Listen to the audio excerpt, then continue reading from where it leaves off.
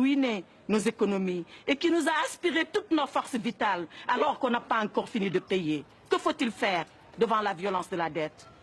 J'entends les latino-américains. Ils nous ont dit, Monsieur le Président, la deuda es impagable. La dette est tout simplement impayable. Oui, Monsieur le Président.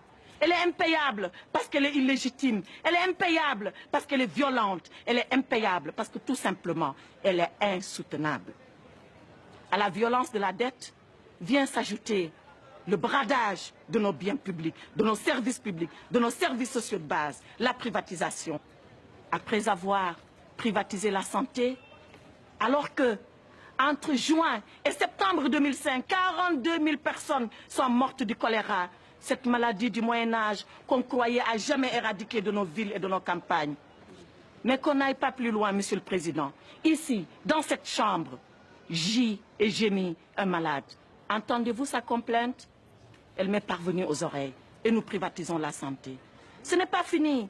On privatise l'éducation, conçue comme un droit universel, l'acquisition du savoir et de la connaissance, qui doit être la chose la mieux partagée. Pendant que 2/3 de nos enfants sont analphabètes, on nous demande de payer pour acquérir le savoir et la connaissance. Ce n'est pas fini, Monsieur le Président. On a privatisé, on a bradé nos services publics. Comment privatiser l'eau, Monsieur le Président? Le Djoliba, le Sénégal, le Zambèze, le Limpopo, nos fleuves privatisés avec nos contes, nos légendes, nos traditions enfouies dans les courants, dans les rivières et dans nos lacs. Cela n'est pas admissible. Ce peuple, c'est la veuve qui pleure la mort prématurée de son mari, enfoui sous les décombres de l'ajustement. Ce peuple, c'est l'orphelin qui réclame le sein de sa mère, emporté dans les couches, alors qu'il exigeait tout simplement un dû, les soins primaires de santé. Ce peuple, Monsieur le Président, c'est le père de famille, ce compressé du rail, ces messieurs que vous avez entendus, ces dames qui vous ont supplié à votre barre.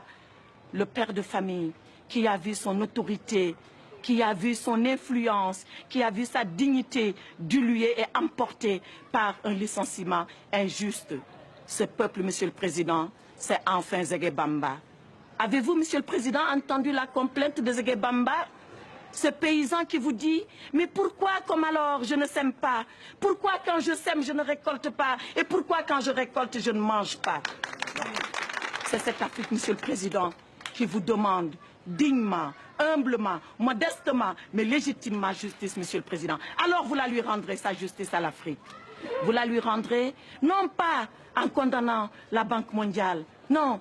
Vous la lui rendrez tout simplement, Monsieur le Président, en renvoyant la Banque mondiale, le FMI, l'OMC, le G8, tous leurs affidés et leurs complices à leur mission première, celle-là qu'ils n'auraient jamais dû oublier et qui met l'homme comme finalité de toute action humaine. Il vous appartient, Monsieur le Président, vous, par votre plume, qui rendra la décision.